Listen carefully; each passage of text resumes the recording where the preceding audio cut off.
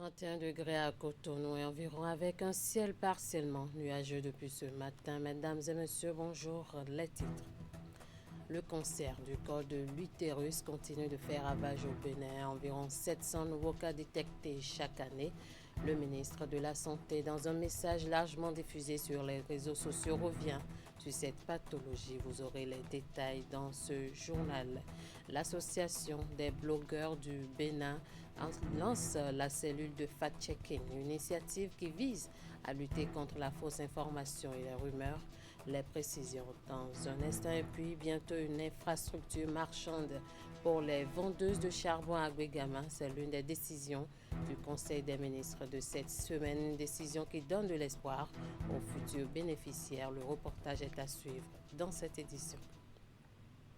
À nouveau, bonjour. Le cancer du col de l'utérus est un véritable problème de santé publique. Maladie sexuellement transmissible, elle est causée par le virus du papillome humain, communément appelé HPV, un virus responsable de plusieurs autres cancers. Face à l'urgence de sensibiliser sur ce cancer tueur silencieux, le ministre de la Santé, le professeur Benjamin Okpatien, est monté au créneau. Je vous invite à suivre l'essentiel de son message délivré sur les réseaux sociaux. Ce virus, dans le cadre du cancer du col de l'utérus, s'attrape lors des rapports sexuels non protégés. Et il y a certains facteurs de risque qui exposent la femme à attraper ce virus. Il s'agit notamment du multipartenariat sexuel, des rapports sexuels non protégés, mais également d'autres facteurs comme le tabagisme.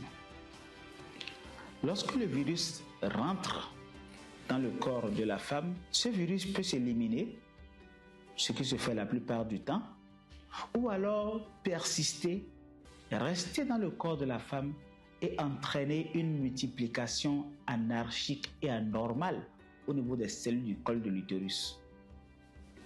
Et progressivement, la maladie va commencer à s'étendre sans s'extérioriser pendant plusieurs années. Ça peut durer 10 ans, voire 15 ans. Puis un beau jour, la femme va commencer à avoir des signes. En allant faire son toilette le matin, la femme va constater que lorsqu'elle touche son col, qu'elle trouve du sang. La femme peut commencer à avoir des pertes qui sentent mauvais. La femme peut commencer à avoir des douleurs. Et c'est ces signes qui vont alerter, mais malheureusement, dans la plupart des cas, il est déjà trop tard. En effet, près de 700 femmes sont diagnostiquées chaque année au Bénin du fait du cancer du col de l'utérus. Et sur ces 700 femmes, près de 475 meurent malheureusement. C'est parce que, tout simplement, les femmes sont diagnostiquées à des stades tardifs, au-delà de toute possibilité de les traiter. Et la seule sanction n'est que la mort. Mais pour une maladie qui est évitable, qu'on peut prévenir, doit-on accepter que nos frères et nos sœurs meurent ainsi? Non, je ne pense pas. En effet, il existe des moyens pour prévenir le cancer du col de l'utérus.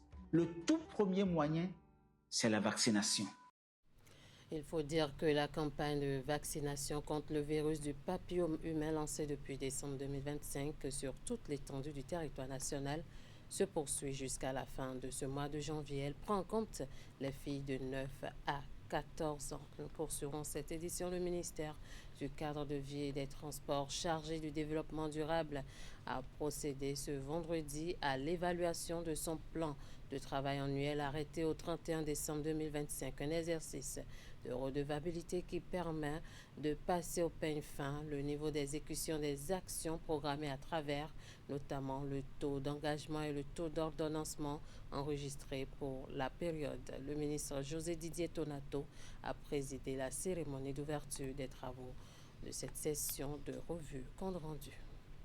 Cette session de revue vise à apprécier les performances globales du ministère du cadre de vie et des transports chargé du développement durable, relever les insuffisances, mais aussi identifier les défis majeurs à relever pour consolider les acquis. Elle revêt un caractère particulier car elle intervient dans la dernière année de mise en œuvre du programme d'action du gouvernement 2021-2026. Nous ne pouvons plus nous contenter d'une performance simplement acceptable. Nous devons porter notre niveau d'exécution au niveau de l'excellence, plus diligente, plus prévisible, plus exigeante et pleinement orientée vers l'impact.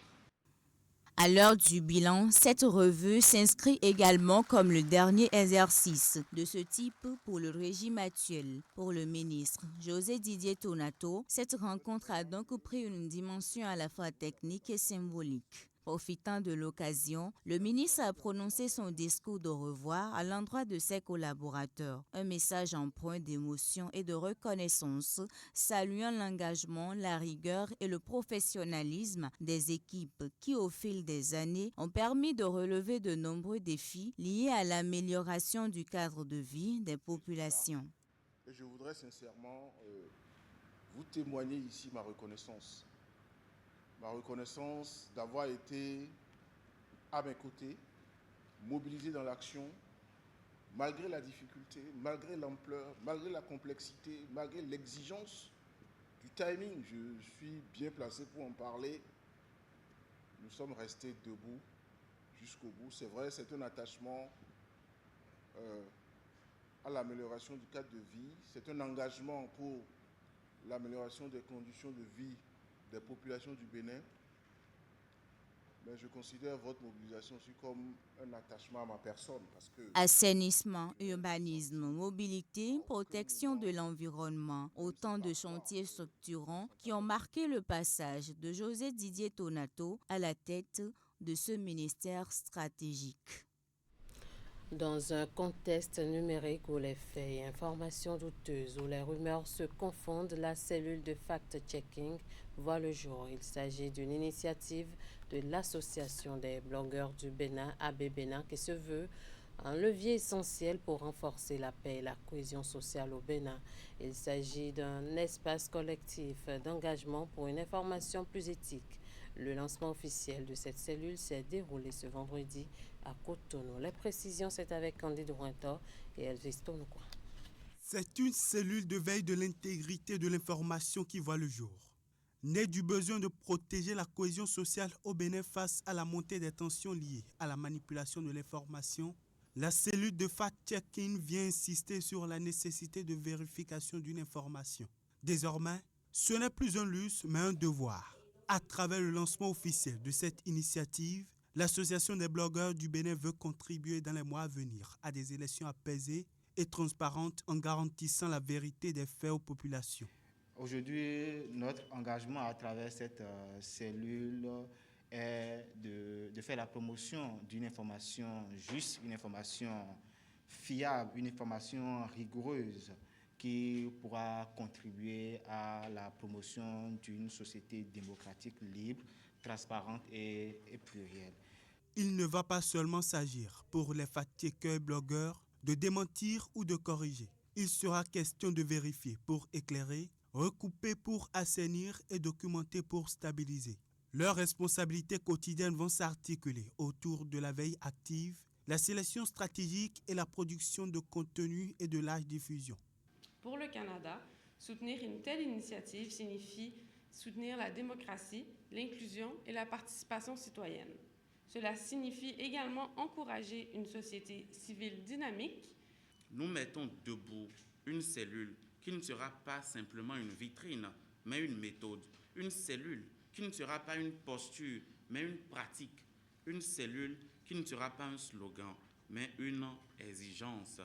La mission de cette cellule est de bâtir un avenir où l'information éclaire, apaise et rassemble. Un espace d'excellence, de responsabilité et de service au public où chaque information passe au scanner en vue de déconstruire les fausses nouvelles, de contrer les discours de haine et de fournir au public des repères fiables.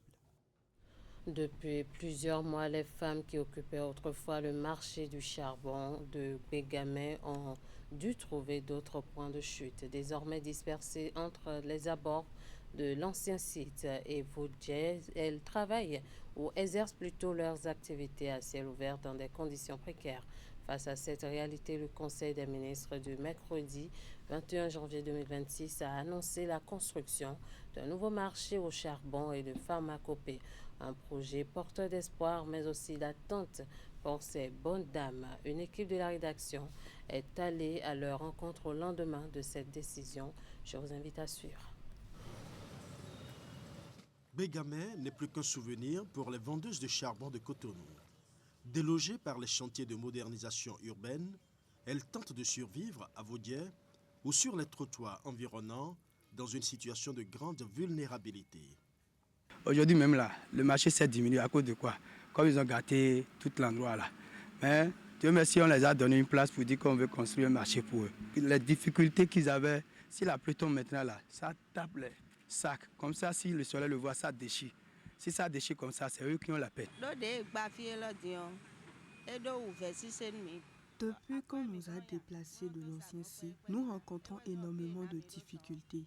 La clientèle a chuté. Très souvent, nous faisons des prêts pour tourner notre activité et nous devrions de rembourser ces prêts.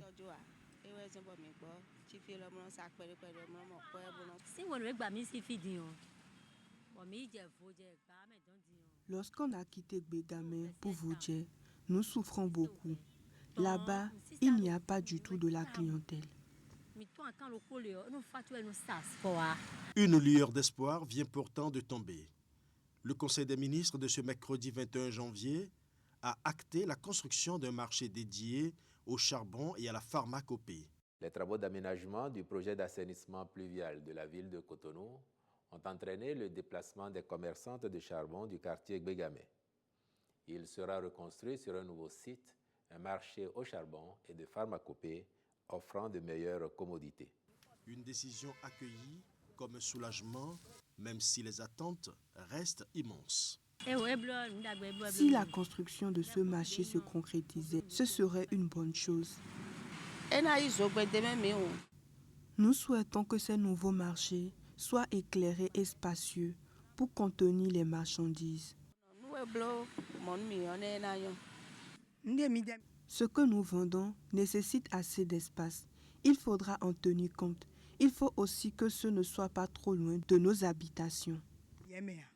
Espace, sécurité, commodité, ces femmes ne demandent pas seulement un toit, mais un véritable outil de travail. En attendant que les premières pierres sortent de terre, le quotidien reste une bataille menée dans l'espoir d'un lendemain plus digne. On parle toujours des infrastructures marchandes. Les hangars de fortune au cœur du marché de Missebo sont démolis. L'opération a démarré ce jeudi. Les bulldozers ont ravagé la majeure partie des abris précaires des vendeurs de friperies. Les usagers vivent la situation avec un léger pincement au cœur pour en avoir été prévenus pendant plusieurs mois. Constat sur place ce vendredi matin avec William Cléquin et Jocelyn Barriga. Missebo est aujourd'hui l'expression vivante de la sagesse qui dit que le tambour qu'on entend de loin finit par résonner sous les pieds. Le jour fatidique finit par se lever plus de 2 semaines après l'échéance du 5 janvier annoncée. Nous sommes à l'emplacement des hangars de fortune de friperie au réputé marché de vêtements et accessoires à Cotonou. Que de ruines, les constructions en clair cèdent, des lames et bras de poussée des bulldozers ont pris par ici la veille. On était déjà au fait avertis pour le casser du marché. C'est là où que je vends avec mon grand frère. Donc c'est cassé, vu que tout est déjà gaspillé, c'est ce que j'essaie d'arranger parce qu'on était déjà avertis. Donc on ne blâme pas l'État béninois, voilà, c'est ça. Que je sens mal ou pas, on doit quitter. Quand nous comprenons que c'est déjà une voie, va-t-on rester là pour combien de temps encore? On a déjà fait un joyau de confort pour le marché de friperie. Mais ce n'est pas les moutons qui iront habiter là-bas. Vous avez déjà une place à PK3? Oui, on a une place. On a une place et que la place qui a été octroyée. C'est des places qui sont exiguës par rapport à ce que nous exposons ici. Les couturiers aussi se plaignent de l'étroitesse des places qui leur sont destinées sur les nouvelles installations du marché moderne de PK3. Ils craignent également les droits d'exploitation de ces locaux. Nous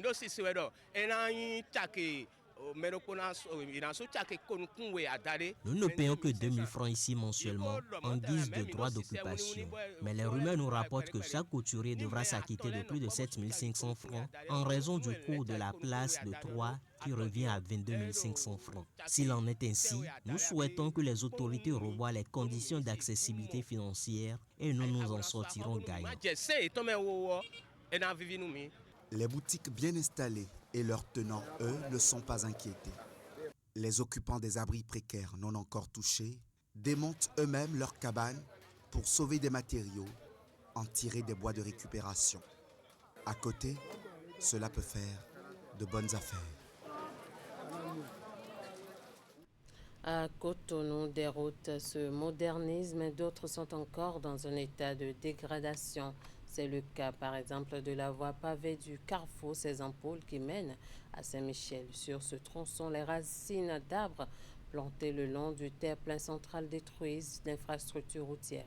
Une situation qui met à mal la bonne conduite des usagers. Quels arbres plantés le long des voies et sur les terre-plein centraux j'y arrive pour allier sécurité, esthétique et protection de l'environnement? Élément de réponse avec Tédé Goudala. Ici, à Bedromene, quartier situé en plein cœur de Cotonou, des racines d'arbres que vous voyez derrière moi détruisent progressivement la voie pavée donnant accès au marché et d'Antokba. C'est des arbres qui existent depuis plusieurs années. Ces arbres créent énormément d'ennuis aux usagers et surtout aux riverains. Si on conduit la moto là-dessus jusqu'à arriver à la maison, on est tout fatigué. En allant comme ça, les boulons se dévissent et ça nous fatigue toujours. Pour les piétons, pour les motocyclistes, comme pour les voitures, c'est très difficile. Moi, j'utilise souvent la voiture, mais quand tu passes à chaque fois, ça fait du bruit et ça secoue tout le moteur. Donc parfois, tout le temps, il faut être au garage. Et c'est dû aux racines de ces arbres-là qui sont installés dans les terre-pleins et qui malheureusement dégradent la voie. Une question essentielle se pose donc.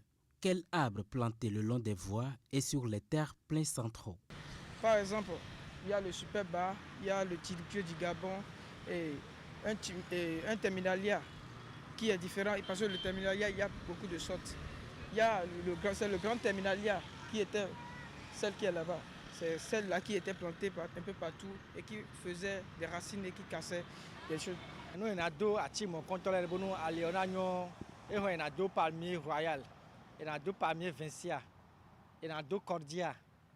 Nous, on a Washington, on a deux parce que palmiers ne les racines et ton, et on va pavé à racines et ton, et on doux. L'arbre urbain n'est pas qu'un élément décoratif. Il joue un rôle majeur dans la régulation de la température, la réduction du bruit et l'amélioration du cadre de vie des usagers de la route. Donc ils n'ont pas vraiment su choisir les arbres qu'il faut dans les trottoirs. Et des fois, ça fait même tomber. Quand tu veux traverser et tu ne regardes pas bien le sol, ça fait tomber. C'est sûr que ces racines-là, ouais, que c'est des arbres qui ont duré, ça a déjà fait longtemps, ça a déjà fait des années. Les racines peuvent même quitter, c'est-à-dire s'enfoncer jusqu'au niveau des pavés et aller même au niveau des chambres, on ne sait pas. L'arbre, c'est la vie. Et quand il arrive à détruire des infrastructures routières à Cotonou, il urge des actions de la part des autorités. Un tour dans la commune de Zé, dans le département de l'Atlantique, où se trouve un petit marché de vente de fruits d'hiver situé au niveau du carrefour de la localité dénommée Zéplac. Ce marché est fréquenté par un nombre important de voyageurs et autres qui s'arrêtent pour faire des achats. Ce marché, s'anime-t-il vraiment et quelle en est la particularité? Ouliat Saloussi nous répond.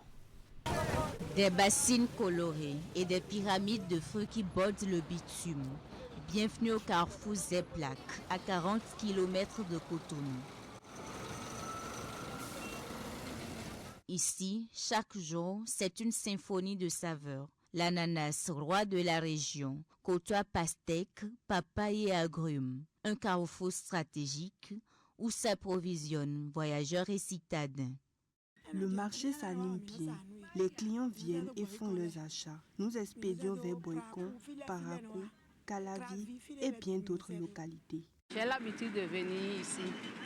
Je viens prendre des fruits chaque fois parce que c'est un peu moins cher. Je fais du jus d'ananas avec ça. Donc comme ça coûte moins cher, je viens prendre la quarantaine des fois. Comme moi, je suis Céleste. J'ai l'habitude de venir ici, prendre les fruits, payer des fruits. Il y a une diversité de fruits ici, donc on essaie d'acheter ça et aussi le coût est un peu abordable. Mais derrière l'abondance de la production locale venue de Zé ou de Tofor, la réalité est moins sucrée pour ces commerçantes. D'un côté, le soleil qui gâte les marchandises et de l'autre, l'absence d'étals protégés. Toutes choses qui engendrent des pertes financières de façon constante. Avec la réalisation des routes, nous ne vendons plus. Les fruits se gâtent et nous les jetons. Je n'ai plus de place. Là où j'étais, on me l'a pris. Lorsque les véhicules s'arrêtent, on nous renvoie. Lorsqu'il pleut, nous sommes trempés. Quand il y a soleil, on est exposé. Nous ne vendons plus. Les clients sont devenus rares avec la situation. C'est nous-mêmes qui nous débrouillons pour faire des rangas en tôle. Face à la précarité de leurs installations, ces femmes n'ont qu'un espoir. Voir la vague de modernisation des marchés atteindre enfin leur commune. En attendant, le marché de Zéplac continue de tenir le coup et reste un point stratégique sur le tronçon Cotonou-Parakou. Un reportage Rouliat Sanoussi, Elvis Tonoucoin présenté par Florence Bossa. Au cours de son tournage au marché de fruits de Zéplac, notre équipe de reportage a également fait un tour à la mairie de Zé pour rencontrer le chef de terre, le maire Amandé Moussa. Avec l'autorité communale, il a été question de parler de la commune et de ses potentialités. Il faut retenir que Zé est la plus vaste commune dans le département de l'Atlantique et la deuxième dans tout le Bénin après celle de Tchaourou. Sa population est estimée à 149 770 habitants et elle a une superficie de près de 1440 km². Il nous parle ici au micro de Rouliat Sanoussi et Elvis Tonoucoin. C'est un produit palmier à huile et l'ananas. On a les 3 variétés d'ananas.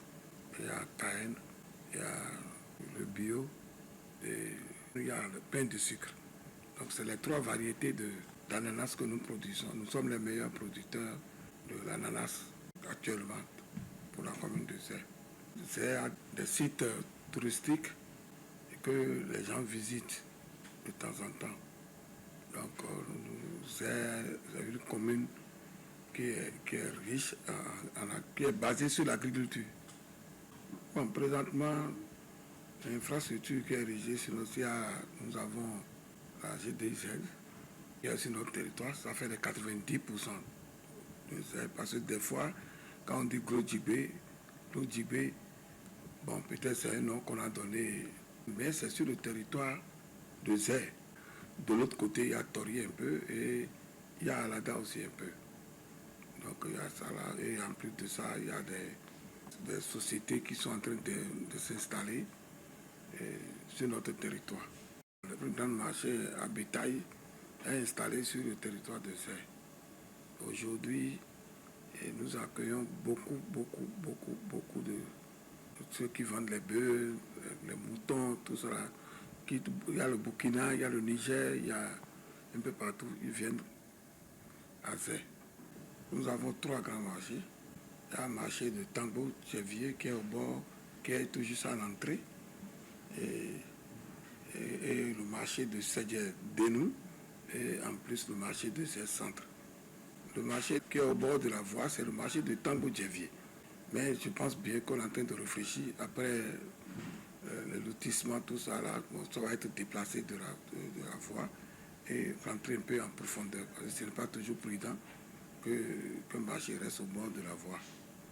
Non, perspective, vous savez, c'est une commune qui est en voie de développement. Je pense qu'avec tout ce qu'on a comme infrastructure, ça va être développé d'ici peu de temps. Parce que là maintenant, on est en train d'accueillir beaucoup d'étrangers sur notre territoire. Beaucoup d'étrangers. Comme Calavi est déjà rempli, tout le monde se verse vers ici. Fin de ce 13h au Bénin. Merci de nous avoir suivis. Merci à toute l'équipe de rédaction, de réalisation et de diffusion. Passez un très bon week-end en compagnie de nos programmes.